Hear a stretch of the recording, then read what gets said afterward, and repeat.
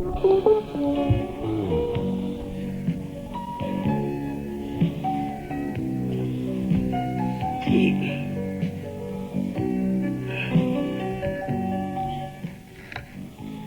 n'êtes pas au Festival du Jazz? Hein? Bien, hein?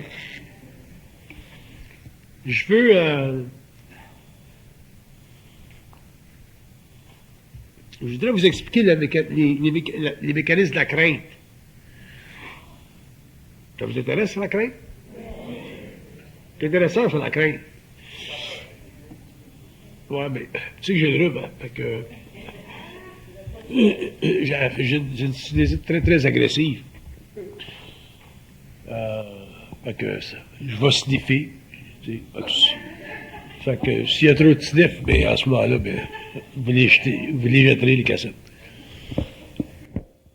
Vous ferez rembourser, tout ça, whatever. Si le matériel est bon, regardez. Bon.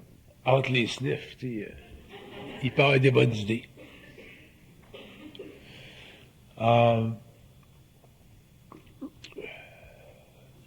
Pour comprendre la crainte réellement, pour la comprendre réellement, il faut réellement savoir que l'homme est un être multidimensionnel, c'est-à-dire qu'il est manipulé par les plans.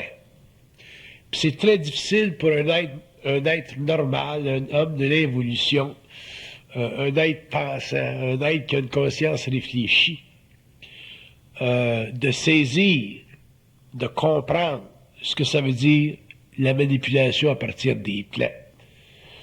Parce que pour avoir conscience d'être manipulé à partir des plans, il faut déjà avoir une conscience. Si on n'a pas de conscience, si on n'est pas conscient, on n'a pas tellement conscience des plans, parce que le jeu de la vie, le jeu de la conscience psychologique, le jeu de l'ego, la structure du moi, désinforme constamment l'homme en ce qui concerne sa relation avec l'invisible. Puis, même si l'homme est informé ésotériquement ou par le biais d'une psychologie quelconque, de l'évolution, il ne peut pas le réaliser parce que justement, le plan mental n'est pas ouvert à son ego. Puis quand le plan mental n'est pas ouvert à l'ego, ben l'homme ne peut pas s'engager télépathiquement avec les plans et ne pouvant pas le faire, peut difficilement découvrir les assises de sa conscience. Donc, lorsqu'il s'agit pour lui de vivre la crainte, il la vit comme tous les autres aspects de sa conscience psychologique. Il la vit d'une manière qui est totalement subjective et qu'il ne peut pas évaluer de manière objective. Quand je dis que l'homme est un être multidimensionnel, je dis que l'homme est un être manipulé. Et la manipulation de l'homme sur la Terre est à grande échelle. Elle est à très, très grande échelle. Et les paramètres de cette manipulation-là sont à la mesure de chaque individu. Il y a des êtres qui sont plus manipulés que d'autres, mais l'homme est manipulé. Même les hommes les plus conscients sont manipulés à partir des plans, parce que ça fait partie de la relation entre l'âme, l'invisible et le plan matériel de l'incarnation. Un être qui ne serait pas en relation avec les plans ne pourra pas être manipulé, et conversement, un être qui est en relation avec les plans est automatiquement manipulé. Et c'est très dur pour un ego matériel, un ego matérialiste, un ego qui n'a pas conscience de l'occulte de la vie ou des structures psychiques du moi. C'est très difficile pour un ego de réellement comprendre, non pas dans un sens philosophique, mais dans un sens organique, vibrant, vibratoire, objectif, que la manipulation fait partie des structures invisibles de la vie et ça fait partie du grand superhighway de la conscience humaine animale. Autrement dit, l'homme ne peut pas indéfiniment s'imaginer que l'Internet existe seulement sur le plan matériel. L'Internet existe sur le plan matériel et il existe aussi sur les autres plans. Autrement dit, la relation entre l'ego et les mondes invisibles est à une échelle, d'ailleurs, si vaste que si l'homme, avec son ego, en avait la moindre mesure, sans avoir été préparé pendant la vie, l'homme ne pourrait pas subir ce choc-là et il en vivrait, sur le plan psychologique, une déconfiture abominable et l'homme perdrait son esprit. C'est pour ça que l'ego est très, très protégé sur la Terre d'une conscience trop grande en ce qui concerne la manipulation des plans. Pourquoi j'utilise le terme manipulation? Ben, je l'utilise pour différentes raisons. Premièrement, je vais vous donner un exemple. Vous, en tant que parent, avec vos enfants, vous en rendant compte ou non, vous les manipulez constamment. Vos enfants sont toujours manipulés par vous autres. S'ils font quelque chose qui ne fait pas votre affaire, vous vous imposez entre ce qu'ils font et ce que vous voudrez qu'ils fassent. Puis, les âges avancés manipulent les âges moins avancés. Les animaux les plus puissants manipulent les animaux qui leur sont inférieurs. L'homme manipule le chien, manipule le chat. Et à partir des plans, c'est la même chose. Parce que tout est structuré dans l'univers pour évoluer. Donc, pour qu'il y ait évolution, il faut qu'il y ait des structures hiérarchisées qui s'occupent des bases de vie dites inférieures, c'est-à-dire moins conscientes qu'elle en ce qui concerne la totale intégration du cosmos. Donc, la manipulation fait partie des forces de vie. Puis, on est manipulé en politique, on est manipulé par les religions, on est manipulé à toutes sortes de niveaux. Donc, le phénomène de la manipulation chez l'être humain est simplement une continuité au niveau de son psychisme, de ce qui se passe dans sa matérialité, dans ses conventions sociales. Par contre, au niveau des conventions sociales, quand on est manipulé, on a toujours un libre arbitre, puis on peut toujours éventuellement créer une opposition à cette manipulation-là. Au niveau des gouvernements, par exemple, si les hommes sont trop manipulés par les gouvernements, souvent les hommes vont renverser les gouvernements. C'est ce qu'on appelle des révolutions. La Révolution française, c'est un exemple. Mais au niveau des plans, c'est un autre paire de manches.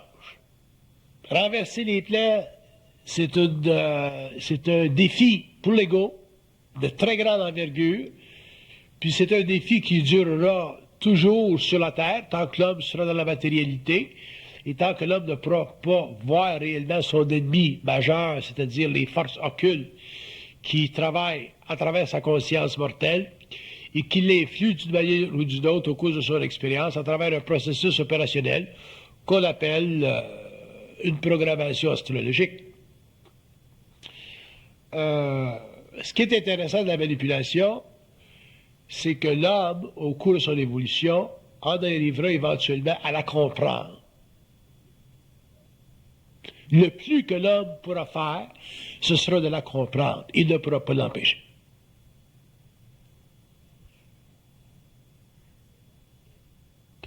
Un être humain qui pourrait empêcher la manipulation sur la Terre serait ce qu'on appelle un être parfait.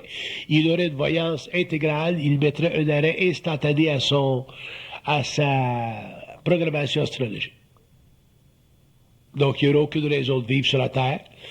Il serait beaucoup trop intelligent des événements à tous les niveaux et il ne pourrait pas supporter l'existence matérielle qui serait pour lui extrêmement simpliste, extrêmement lente, ainsi de suite.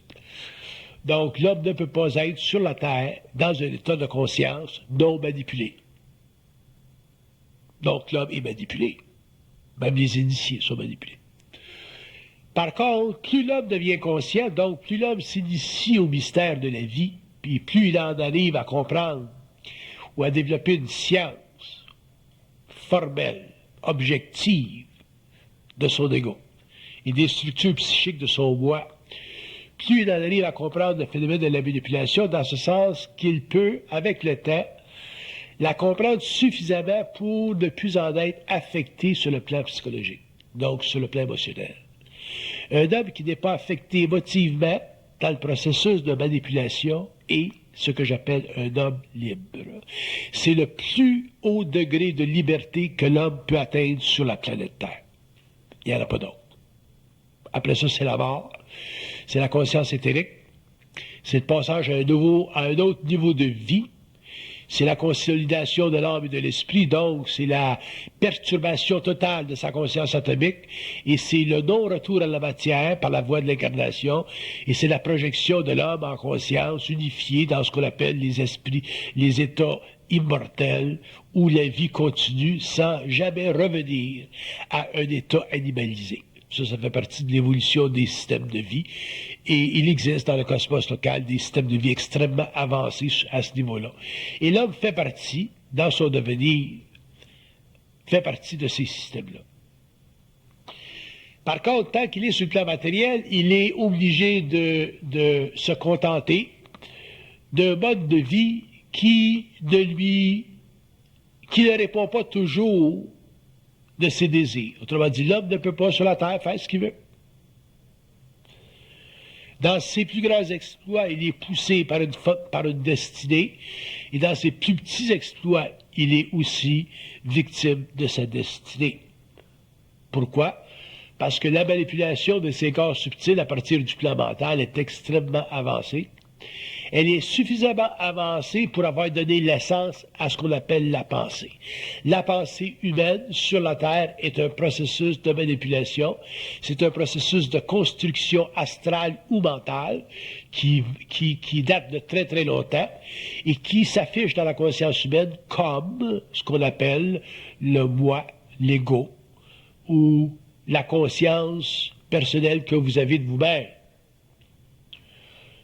Et cette structure psychique-là, qui est très développée chez l'homme d'aujourd'hui, demeure encore voilée, c'est-à-dire que l'homme sur la Terre, l'homme, quand je parle de l'homme sur la Terre, je parle de l'homme en général, de l'homme endormi, de l'homme qui n'est pas éveillé, demeure pour lui un phénomène qui n'est même pas encore reconnu. De la même façon que on n'aurait pas reconnu l'Internet il y a 50 ans. Mais au niveau de la conscience supramentale, c'est la même chose. Au niveau des structures psychiques du moi, toute cette psychologie n'est pas encore reconnue et elle le sera graduellement, petit à petit, au cours des siècles, au fur et à mesure où les hommes prendront conscience de leur moi. Et ça, c'est un processus très long, c'est un processus d'évolution. Et c'est inutile de le regarder sur une base mondiale ou sur une base universelle. Il faut le regarder simplement sur une base personnelle.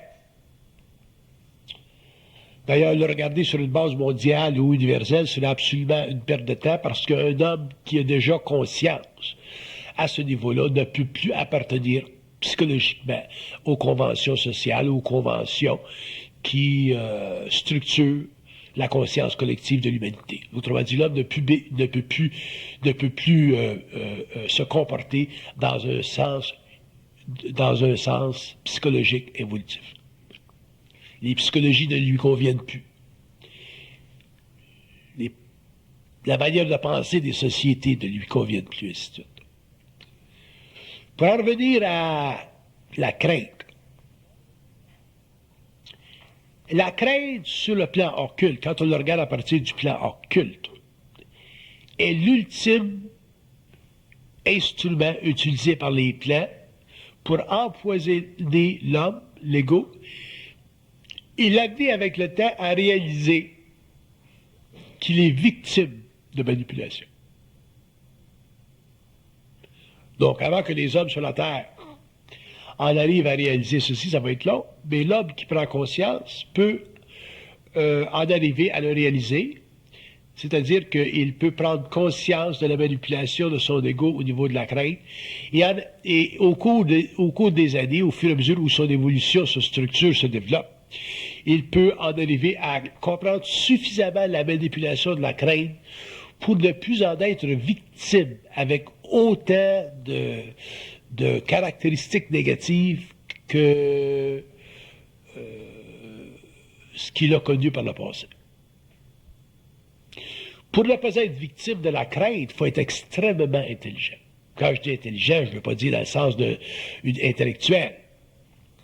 Je veux dire très, très intelligent des plans, très intelligent des lois occultes du mental, très conscient de la présence en soi. Parce qu'un homme qui n'a pas conscience de la présence en lui-même, donc qui n'est pas conscient d'être habité par un esprit à un niveau ou à un autre, ne peut pas comprendre parfaitement la crainte, puisque cette dernière sera toujours furtive, dans ce sens qu'il verra jamais, il ne fera jamais la connexion entre la manipulation astrale de son ego ou la manipulation énergétique de son corps éthérique à partir des plans.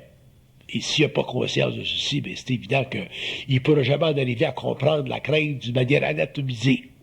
Il n'aura jamais conscience anatomique de la crainte. Il aura toujours conscience superficielle de la crainte. Et cette crainte-là, cette conscience superficielle-là, fera partie des constats de son ego au cours de son expérience. Et il ne pourra jamais en arriver à s'en libérer dans le sens créatif du terme.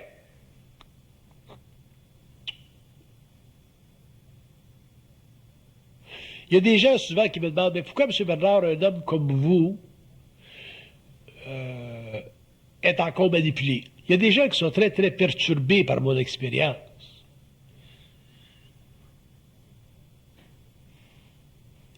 Premièrement, parce qu'ils se créent des portraits de mon expérience, ils projettent, ils idéalisent mon expérience. Mais ce qu'ils ne comprennent pas, c'est qu'à travers mon expérience humaine, dans le sens le plus humain du terme, j'accède à des niveaux de compréhension qui font partie de l'instruction. Autrement dit, pour comprendre la crainte comme je l'explique à l'humanité, il faut que je la vive. C'est évident. Sinon, ben, ça serait de la philosophie. Comme tous les livres ésotériques qu'on a lus, là, les livres de recherche qu'on a lus, la recherche qu'on a faite pendant des années de temps, qui ne mènent nulle part. Pour comprendre quelque chose, il faut le vivre. L'expérience ne se transpose pas. Par contre, l'expérience se comprend. Donc, des hommes qui ont une conscience développée, des hommes dont les assises de la conscience sont très solides, vivent des expériences humaines à l'ordre de l'humanité pour finalement en arriver à développer des thèmes et à expliquer à l'homme ce dont est fait ce dont sont faits certains mécanismes, certaines structures psychiques de l'ego. Sinon, ben, on ne pourrait pas expliquer à l'homme ce qu'est la crainte. En tout cas, pas au niveau où on l'explique aujourd'hui. La crainte est importante, la comprendre, c'est très important parce que la comprendre, à partir du moment où l'homme commence à la comprendre, dans le sens objectif occulte du terme, l'homme commence à réaliser le degré de manipulation qui s'exerce contre lui. Donc, quand vous... Ça va pas plus loin, ça, ce micro-là? OK.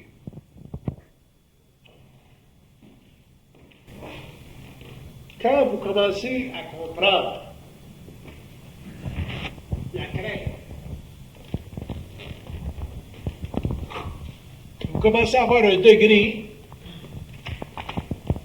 une mesure du degré de manipulation qui s'exerce contre vous. Et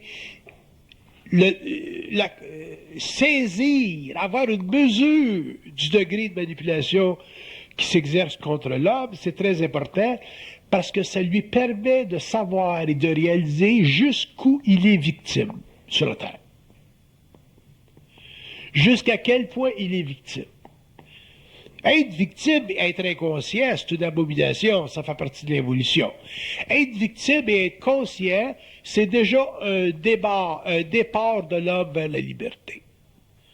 Être victime et être conscient, c'est déjà pouvoir reconnaître la sortie. Autrement dit, pouvoir en arriver à se rendre, comme on dit en fonction de cette instruction-là, se rendre libre, pas au niveau du libre arbitre ou l'illusion du libre arbitre, mais libre dans ce sens que l'homme comprend, peut expliquer son état. Si l'homme est capable d'expliquer son état, à ce moment-là, il demeure un être manipulé et il le demeurera toujours jusqu'à sa mort. Par contre, il en sera de moins en moins victime. Et un homme qui n'est plus victime de la manipulation a compris ou a saisi le contrat karmique entre lui et son double. Un contrat karmique, c'est une condition d'incarnation qui fait en sorte qu'une âme incarnée, dans sa relation avec le double, qui est un ajusteur de pensée, permet à cette âme-là d'évoluer dans la mesure où elle devient suffisamment consciente du double pour ne pas retarder son évolution en se faisant astraliser par des entités inférieures. Parce que l'homme peut... La relation entre l'âme et l'esprit, dans sa formation la plus pure, c'est la relation entre ce qu'on appelle le double ou l'ajusteur de pensée et l'âme. Mais dans beaucoup de cas, la relation entre l'ajusteur de pensée et l'âme n'est pas directe. Il y a énormément d'interférences ici, et c'est ce qu'on appelle l'astral, l'astralisation de la conscience humaine. Et un homme qui est conscient du degré de victimisation à partir de la manipulation qui s'exerce contre lui, éventuellement en arrive à neutraliser le contrat karmique qui fait partie de son lien avec le double, et en neutralisant le contrat karmique, il accède à ce qu'on appelle la conscience générative. Une conscience générative, c'est une conscience illimitée, qui n'est pas réfléchie et qui permet à un être humain de participer à un niveau très, très inférieur, mais de participer à ce qu'on appelle sur la Terre l'intelligence universelle, c'est-à-dire le processus créatif infini, sans arrêt, ultimement concret et très occulte d'une conscience avancée.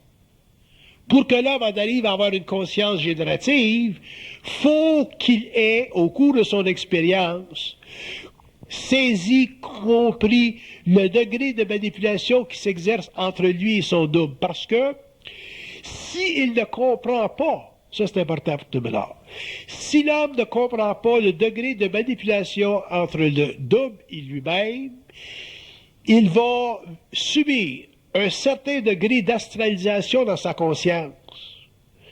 Et en subissant un certain degré d'astralisation dans sa conscience, par d'autres esprits, d'autres mémoires, il ne pourra pas générer créativement dans sa conscience. Il ne pourra pas bénéficier d'une conscience générative. Il va avoir une conscience spirituelle avancée, il va avoir une conscience spirituelle très idéalisée, mais il n'y aura pas de conscience générative. Et il y a une grosse, grosse différence entre une conscience générative et une conscience spirituelle avancée. Dans une conscience spirituelle avancée, l'être humain peut être extrêmement ignorant. Quand je dis ignorant, je veux dire ne pas comprendre les lois du mensonge. Alors que dans une conscience générative, l'homme devient très, très conscient des lois du mensonge et il devient, par conséquent, sur la Terre,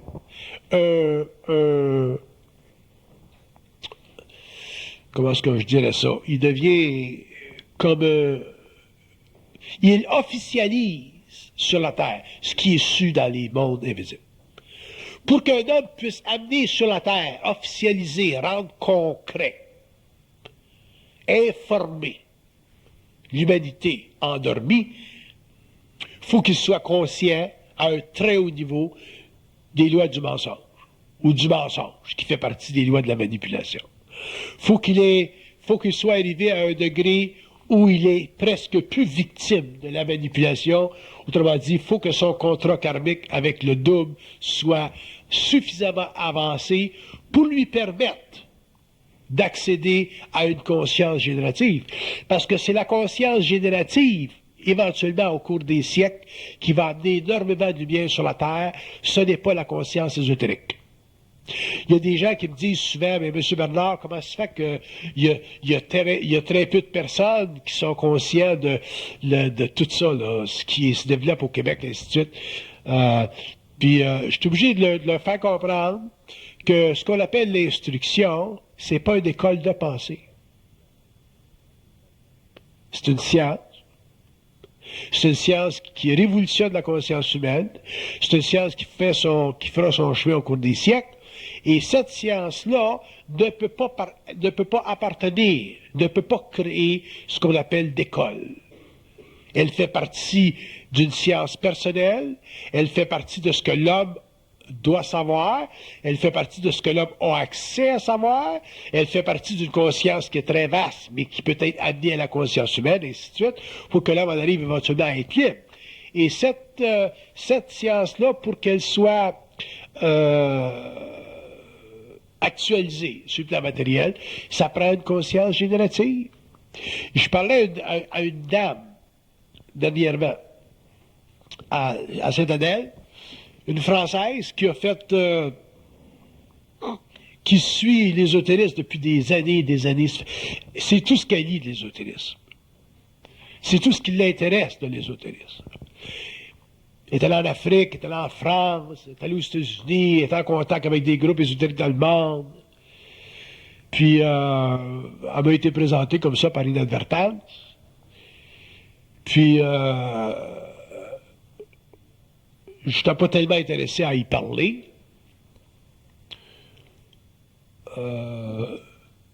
Mais je lui ai parlé quand même un petit peu, parce que j'étais en train de manger, là, puis je l'ai relaxé. Mais quand j'ai fini d'y parler, elle pleurait, la femme.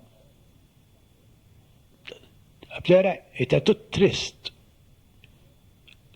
Puis la raison pour laquelle elle était triste, c'est parce que la bonne femme, comme plusieurs hommes sur la Terre, fait des recherches pour le développement du moi, pour le développement du soi, pour le développement de ci, pour le développement de ça, depuis des années de temps. Puis le monde sont en développement, puis ils se promènent, puis ils vont en France, puis ils vont aux États-Unis, ils vont aux Indes, ils vont en Afrique. Puis finalement, quand ils me rencontrent, c'est fini. Il n'y a plus de développement. Fait que le bonhomme qui fait partie des Roscoe en France, puis qui vient me voir, puis qui s'aperçoit qu'il a travaillé pendant des années de temps pour se développer, puis qui s'est développé pour rien, c'est plate. Pourquoi? Parce que, éventuellement, l'homme va réaliser que la conscience générative, ce n'est pas de la conscience psychologique. L'évolution n'a rien à voir avec le passé, la mémoire.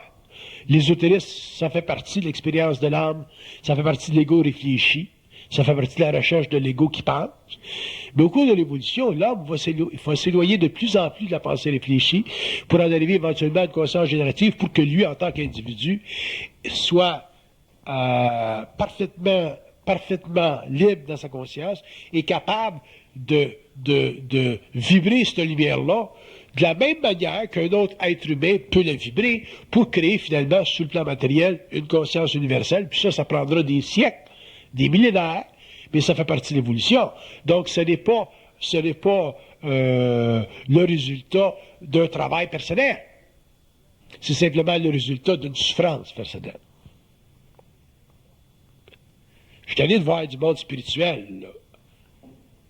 Je suis pas capable de les sentir. Ils sont faits. C'est évident qu'ils sont faits. Le point n'est pas là. Mais ils comprennent rien parce qu'ils sont spirituels. Puis ça fait 20 ans qu'ils veulent comprendre. Ils font pitié. Le monde spirituel dans le monde, ils font pitié.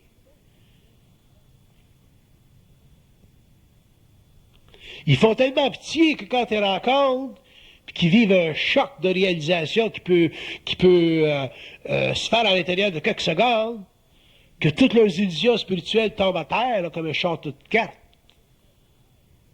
Ils font tellement pitié que tu veux pas trop leur parler.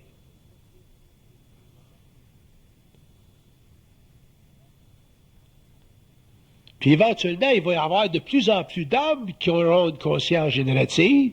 Puis les hommes qui viendront en contact avec des êtres spirituels, ce qu'on appelle la crème de l'humanité, vont automatiquement les mettre en vibration. Parce qu'il n'y a rien de plus, fatigant qu'un être spirituel. La crème de la crème, là, elle est fouettée pas qu'à 35%, là. Elle est fouettée à 70%. Elle est tellement pure que si tu la mets en contact avec l'oxygène, elle pourrit tout de suite. fatigant du monde spirituel. Mais ça, pendant des siècles, on n'a jamais conçu l'homme spirituel comme étant fatigant. On voyait l'homme spirituel, on disait, es-tu fin? Es-tu fine? Es-tu dévoué?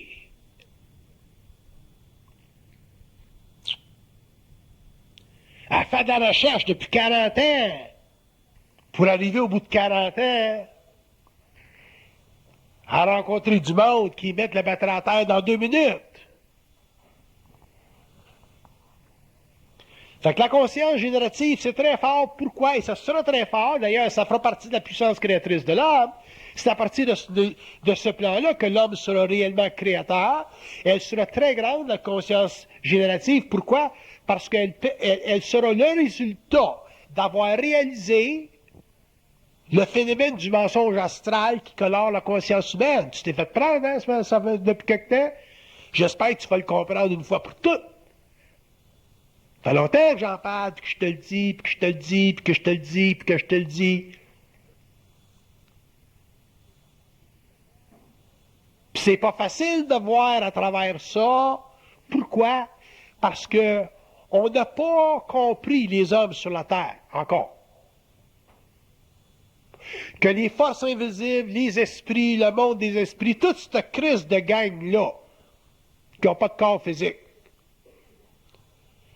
ils ont une job à faire. Il y en a qu'une. Je vais vous l'expliquer pourquoi. C'est de nous faire chier ici. D'une manière ou d'une autre. Leur job, c'est de nous faire chier sur le plan matériel. Sinon, on ne sera pas ici. Le fameux, le contrat karmique avec l'ajusteur de pensée, il n'y en aura pas si ce n'était pas comme ça. Pourquoi est-ce que l'homme évolue et vient en matière? Il faut en arriver à comprendre ça pour que finalement il y ait un équilibre entre les plans invisibles, les plans universels, le plan astral, le plan mental et l'être humain incarné, ou l'âme incarnée. Il faut qu'il y ait un équilibre un jour. L'équilibre, ça donnera naissance à une nouvelle humanité. À un homme réellement, à un surhomme, un homme qui aura dépassé les conditions existentielles de l'incarnation. Mais pour que l'homme en arrive là un jour, il va falloir qu'il comprenne que les conditions de son évolution, les conditions qui ont été nécessaires pour la création de sa civilisation, sur le plan historique, c'était des conditions évolutives nécessaires, mais limitées. Et que les conditions futures de l'évolution sur le plan de la conscience individuelle demanderont que l'homme renverse ce qui a été créé pendant l'évolution au niveau des systèmes de pensée qui ont servi à la configuration des architectures de ce qu'on appelle la science ésotérique. Un homme qui ne comprend pas ça, il est fait à l'os, il ne pourra jamais intégrer son énergie. Il va évoluer spirituellement, il va mourir, retourner à l'astral, recontacter l'homme ici, puis continuer lui-même à le faire chier. C'est un cercle vicieux. Et les hommes ne sont pas psychiquement équipés, pour le moment, pour traiter avec les esprits, voir la game, la comprendre la game, les tester, ces calices-là, parce que l'homme est marqué à sa naissance.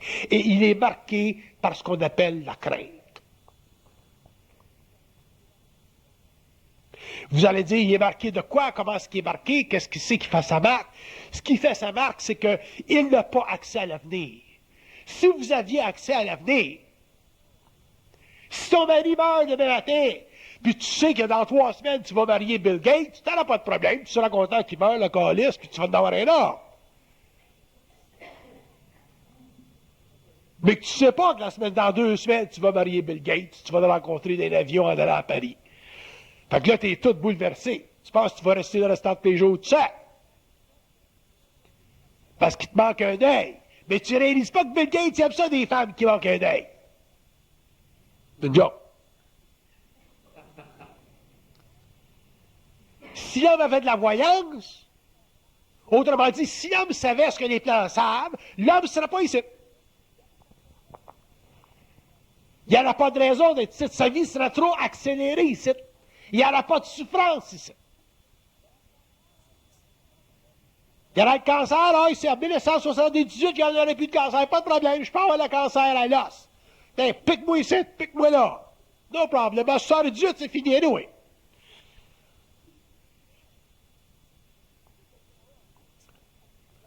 Le médecin dit, ah ouais, comment ça fait que tu sais ça en 78, ça va être fini? Je te dis qu'en 78, ça va être fini. Pique-moi ici, pique-moi là. Mes cheveux vont repousser. Même la chimo, pas de problème. En 78, no problem. Il va y avoir une nouvelle science en 78, no problem. Mais l'homme ne sait pas ça. L'homme ne connaît pas l'avenir. Et le monde de l'esprit, des esprits, toute cette crise de gang-là, que jaillit, moi, à mort. Je suis le seul initié, moi, qui n'est jamais venu sur cette crise de planète-là, puis qui les a haïs avec tant de passion. Toute cette crise de gang de mouk-mouk-là. Qu'on aime quand on est des religions, on les appelle des saints. Puis qu'on veut rencontrer quand on a une conscience ésotérique, on voudrait qu'ils se matérialisent.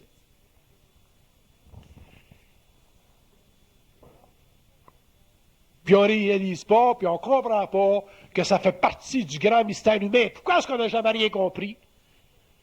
Pourquoi sur la Terre, on n'a jamais compris d'où ce qu'on vient, d'où ce qu'on est, d'où ce qu'on s'en va? Pourquoi est-ce qu'on a toujours eu des questions dans le mental? Pourquoi est-ce qu'on a toujours eu des questions fondamentales? On a toujours eu des questions fondamentales parce qu'on n'a jamais été capable de se donner des réponses absolues. On s'est donné des réponses que les jésuites nous ont données, que les théologiens nous ont données, que les ésotéristes nous ont données. Bon, on ne s'est jamais donné les réponses que nous autres, on savait. Les réponses auxquelles on avait accès, nous autres, par notre propre puissance personnelle individualisée. Pourquoi? Parce qu'on n'a jamais compris les lois de la manipulation. On n'a jamais compris que l'ego qui pense, il est fait à l'os, tu sais. Que le gène de la crainte, il est intégré dans les mécanismes de la pensée. Et à partir du moment où l'homme a commencé à penser, l'homme a commencé à vivre la crainte, à la civiliser la crainte, à la développer à des niveaux tellement complexes qu'elles font aujourd'hui partie de nos théologies, de nos systèmes de pensée, puis de nos façons de vivre. Regardez les guerres. Regardez Israël, regardez les Arabes, regardez l'Iran, regardez tous les gars, regardez Kosovo, regardez les Albanais contre les Serbes. Les crises de religion sont toujours là-dedans. Les religions, c'est la poison de l'humanité, mais c'est un poison nécessaire, car pendant l'évolution, l'homme ne pouvait pas penser par lui-même. Il fallait que quelqu'un pense pour lui. Mais à partir du moment où l'homme commence à évoluer, les religions vont prendre le bord sur le plan personnel, mais ils vont continuer sur le plan collectif. Parce que l'homme va avoir réalisé que la manipulation de son mental est directement liée à la crainte, et que la crainte est endémique chez lui, et que la crainte fait partie des lois occultes qui asservissent l'âme au profit de l'esprit. Fait que quand l'âme ne sera plus asservie au profit de l'esprit, l'ego ne sera plus asservi au profit de sa pensée, l'ego n'étant plus asservi au profit de sa pensée, l'homme ne sera plus victime existentielle sur la terre. Donc, il sera en puissance, pourra graduellement renverser les lois vibratoires de son incarnation, de sa programmation, et pourra finalement reprendre le contrôle de son existence jusqu'à temps qu'il crisse son camp de cette crise de planète maudite-là. Pour jamais revenir en tant qu'être incarné.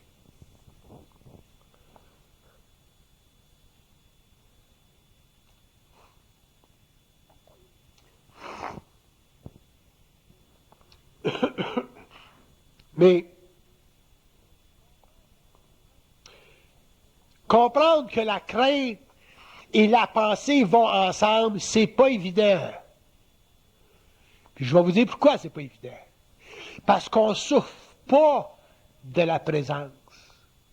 Et là, on ne sait pas trop. Fait que la crainte, pour nous autres, c'est bien plus un mécanisme psychologique qu'une manipulation dirigée.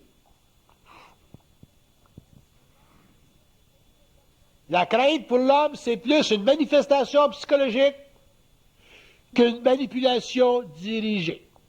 Quand l'homme vivra la crainte comme une manipulation dirigée, l'homme ne la vivra plus de la même façon, l'homme la comprendra, pourra commencer à ne plus être victime de sa programmation, pourra commencer finalement à se libérer de son contrat karmique avec le double, et finalement, il commencera à développer une conscience générative. Pourquoi est-ce que vous vous cherchez tout le temps? Pourquoi est-ce que l'homme se cherche? Parce qu'il n'y a pas de conscience générative. Un homme qui a une conscience générative, il ne cherche pas. C'est une abomination, chercher. C'est une contradiction en termes, se chercher.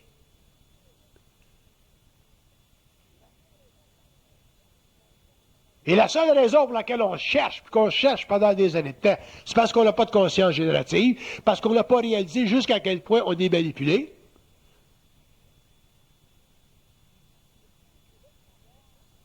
Puis, le savoir, parce que maintenant on en parle depuis 1969, le savoir, parce que ça a été dit, c'est une chose, mais le savoir, parce qu'on est conscient d'être habité par un autre plan, c'est un autre pain de manche. C'est un autre pain de manche.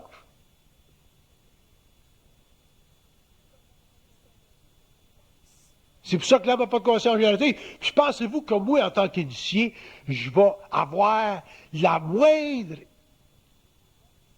moindre désir que les hommes deviennent conscients? I don't give a shit. Pensez-vous que je suis le Père Noël, moi, Chris? Que je suis venu ici, là, puis il faut que le monde devienne conscient? I don't give a shit. Que le monde devienne conscient, que le monde ne devienne pas conscient, c'est pas ça, moi, l'affaire. Je serais bien trop malheureux, moi, il faudrait que je veuille que le monde devienne conscient. Je suis pas un témoin de Jéhovah, moi, calice. I don't give a shit. Parce que je suis trop conscient du temps que ça prend pour développer une conscience générative. J'appartiens pas à la 6e race racine, moi, là. J'appartiens pas à la 5e race racine non plus. Je suis pas intéressé, moi, à l'évolution de la 5e race racine. Je suis pas intéressé au développement de la 6e non plus. Ça fait partie de l'évolution. On n'a rien à faire. L'homme va évoluer, oui. Par contre, il y a des choses qu'on doit savoir. Donc, il y a des écritures qui doivent être faites. Il y a des expressions qui doivent être vocalisées. Il y a des mémoires qui doivent être établies pour que, un jour, quand tu n'es plus là, ben, au moins, cette mémoire-là reste avec l'homme. Et sur l'Internet. Tu veux savoir, il y a ski pendant Montréal, ben, paye sur le piton, puis il y aura des livres sur l'Internet. Fait que tant que l'Internet va durer, Bernard Montréal va durer. Fait qu'au moins, la mémoire va être là. Pour les gens qui auront une certaine conscience, puis qui seront arrivés à un point dans la vie où ils auront réalisé que c'est le temps, là, de débarquer du train de l'évolution.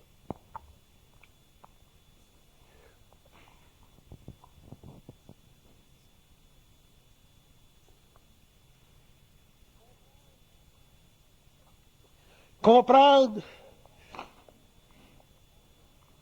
la seule richesse qu'on a aujourd'hui sur la Terre, c'est qu'on a une conscience générative.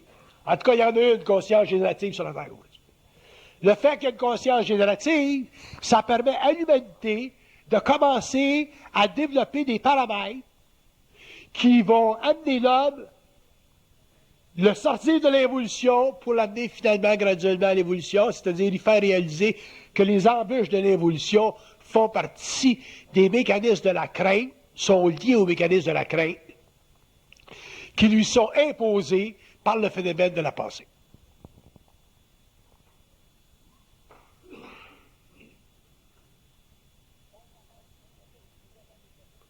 Puis tant que la pensée ne sera pas suffisamment développée chez l'âme, qu'elle ne sera pas suffisamment libérée de son cachet astral, la pensée ne sera pas télépathique, la pensée ne sera pas bidirectionnelle, l'homme ne sera pas en contact ou en communication avec le double, et ne pouvant pas être en communication objective avec le double, l'homme ne pourra pas le contester, cet enfant de chien-là.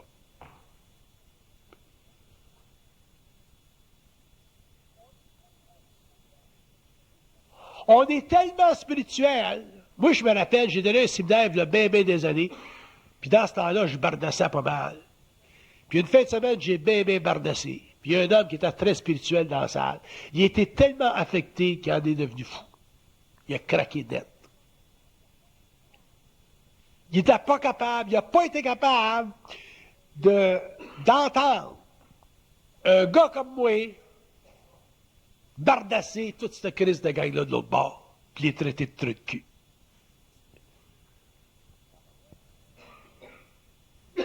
Ça va loin en spiritualité. Ça va jusque dans la vibration en spiritualité. Puis on s'en débarrasse pas facilement. C'est pour ça qu'on n'a pas de conscience générative, puis c'est pour ça qu'on est très, très affligé par la crainte, et que la crainte demeure toujours un de nos grands combats. Puis même quand vous pensez que vous n'avez pas de crainte, que vous êtes bien tough, laissez-moi vous dire, venez passer un petit peu de temps avec moi tout seul, puis je vais vous montrer que vous n'avez de la crainte. Puis je suis capable de vous en créer de la crainte. Parce que la crainte fait partie des conventions occultes de l'incarnation, ça fait partie de la manipulation du monde des esprits, et si l'homme n'avait aucune crainte sur la terre, l'homme ne serait pas dans un corps matériel. Il n'y a pas de raison d'être ça. Donc, c'est la crainte qui permet à l'homme d'évoluer, à l'âme d'évoluer, à l'ego de se développer. C'est la crainte. Le dépassement de la crainte qui permet à les êtres, les hommes, vous voyez les hommes qui construisent des grandes industries, et ainsi de suite. Regardez ce qu'ils font durant le jour, les fins de semaine. Ils vont faire du yacht dans les mers du Sud. Ils font face à des ouragans, ils font face à des montées sur l'Everest pour réellement détruire la crainte. C'est pas pour monter en montagne. Le gars, il ne fait pas l'Everest pour être en haut sur le top. Il fait l'Everest pour aller contre la crainte qui serait créée par les avalanches, parce qu'il serait créée par la grande isolation dans le froid mortel de ces mondes-là. Fait qu'il y a des hommes, les arts martiaux, ça fait partie de la destruction de la crainte. Les sports qu'on voit dernièrement, là, les types qui montent des buildings avec les mains nues, ça fait partie de la destruction de la crainte. Si l'homme n'avait pas de crainte, l'homme serait totalement différent sur le plan matériel et il aurait une conscience égoïque totalement différente de ce qu'il a. Et au niveau de la pensée, il faut qu'il en arrive un jour à la faire, la connexion, et c'est là qu'on fait pas. On ne la fait pas, la connexion entre la crainte et la manipulation. On sait qu'on en a, on sait qu'on a un petit peu moins que d'autres, on sait qu'on peut la tasser, mais on ne peut pas l'éliminer. Pourquoi? Parce qu'on n'a pas le contrôle total sur l'information. Si on avait le contrôle total sur l'information, c'est-à-dire sur la pensée, sur la connexion subtile qui s'exerce entre nous autres dans la matière et les plans, on n'aura pas de crainte.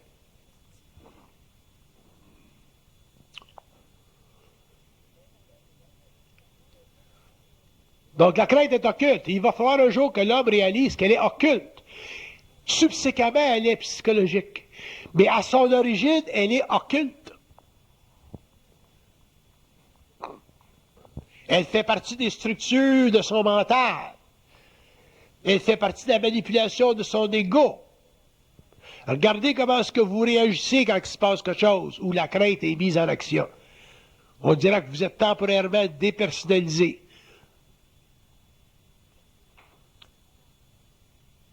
Vous êtes plus normal. Après ça, vous vous replacez. Mais si vous étiez normal, quand ça se produit, l'événement qui suscite la crainte, vous ne vivriez pas l'expérience comme vous la vivez. Donc, le gars qui vient de perdre beaucoup d'argent en bourse, il ne se suicidera pas. La fille qui vient de perdre de son chum, elle s'en trouverait 10 autres. Le gars qui a perdu sa job, il en trouverait un autre. Mais la crainte nous empêche de fonctionner et on devient temporairement paralysé. Puis ça, c'est simplement sur le plan psychologique. Imaginez-vous ce qui se passe sur le plan occulte.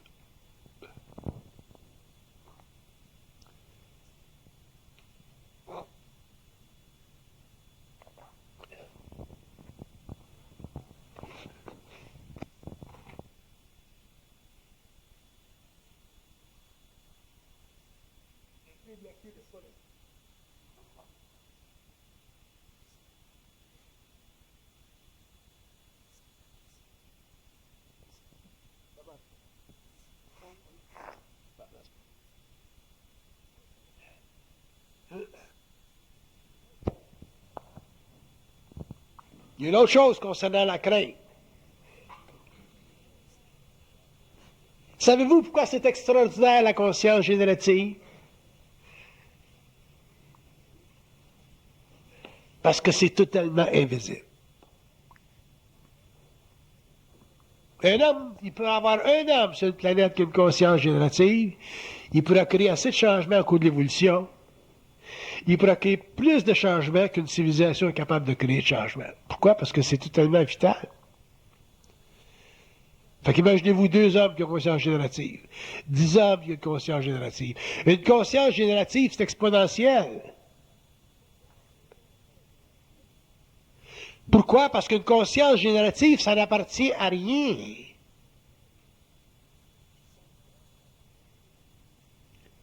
Donc, un homme qui a une conscience générative, il est totalement individualisé et il est capable, n'importe où, de statuer le progrès de l'humanité. De savoir que l'humanité est rendue là, ou est rendue là, ou est rendue là, ou est rendue là.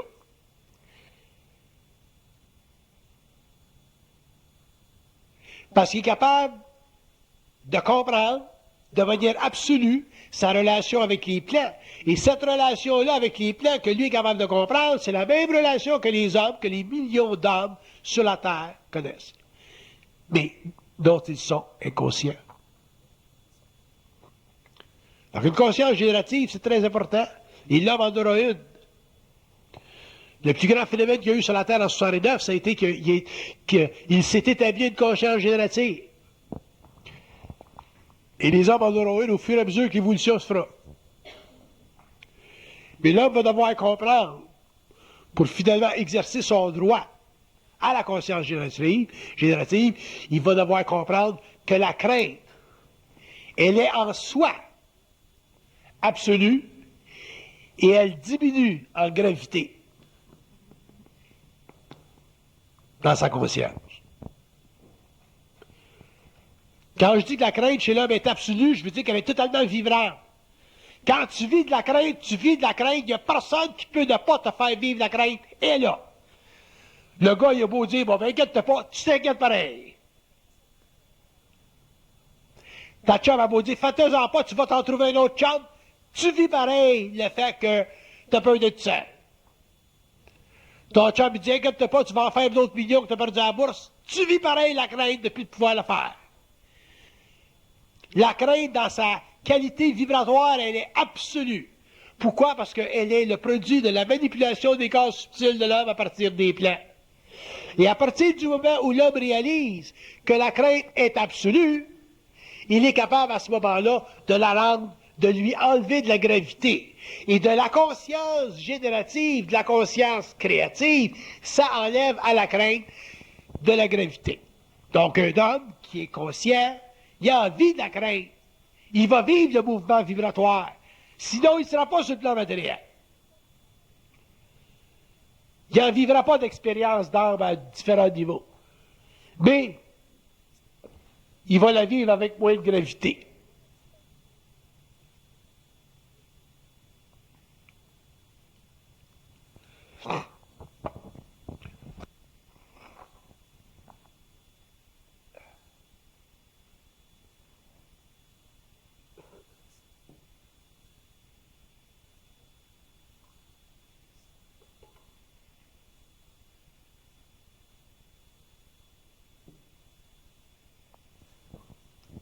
Il y a des gens qui vont dire, mais comment se fait, lui, ce gars-là, on dirait qu'il n'y a pas de crainte.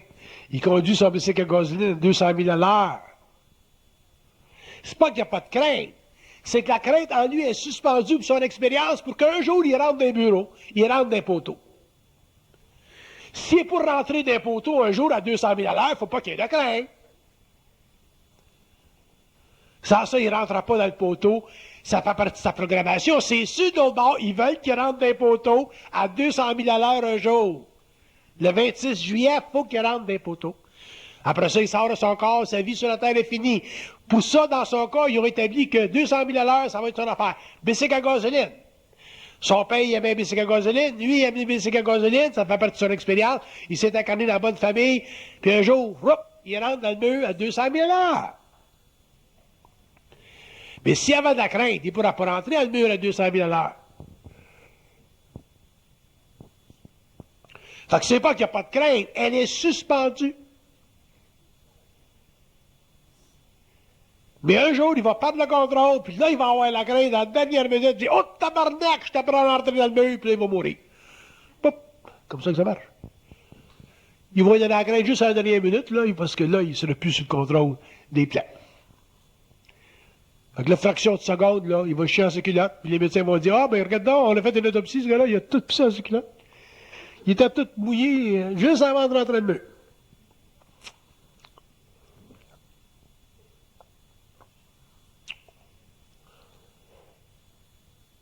Et on ne réalise pas jusqu'à quel point la crainte peut être suspendue à partir des plans. Donc, autant qu'elle peut être donnée, elle peut être suspendue. Et ça fait partie de la manipulation.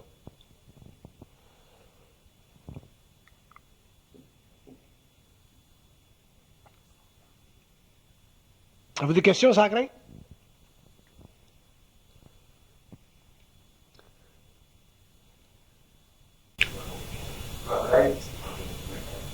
Protéger de quoi?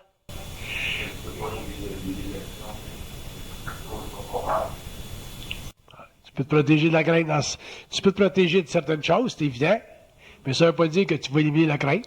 La crainte, elle demeure toujours là, elle fait toujours partie du psyché de l'homme. Ça fait toujours partie de la manipulation de l'homme. Tu vas te protéger d'une affaire, mais il va te pogner sur un autre. Évidemment, évidemment. Mais si tu es intelligent à la bourse, puis tu sais qu'il y a de la manipulation, puis tu comprends la bourse au niveau occulte, mais éventuellement, ben, tu es moins manipulé par la crainte, mais éventuellement, tu peux devenir un beau boursier. Un bon boursier. Mais le phénomène de la crainte chez les hommes, qui ont une certaine conscience, doit être éventuellement réalisé comme un phénomène de manipulation. Parce que si vous ne réalisez pas que c'est de la manipulation, de la crainte, vous ne pourrez jamais voir à travers son illusion, puis vous allez toujours en être victime. Fait que tu vas faire de la bourse, puis tu vas toujours vivre de la crainte, puis après la première chose que tu vas savoir, c'est que tu vas te mettre le système de à terre. Il y a des gars qui font de la bourse depuis des années, puis ça, après un certain nombre d'années, c'est des washouts, ils sont plus capables d'en faire, ils sont brûlés, ils ont des comment ça s'appelle ça? Des burn-out. La protection, ça existe dans la mesure où tu es conscient de la manipulation. La seule façon de te protéger contre la crainte, c'est de savoir que c'est de la manipulation. Fait qu'à ce moment-là, c'est pas que la crainte elle disparaît, c'est qu'elle perd de sa gravité.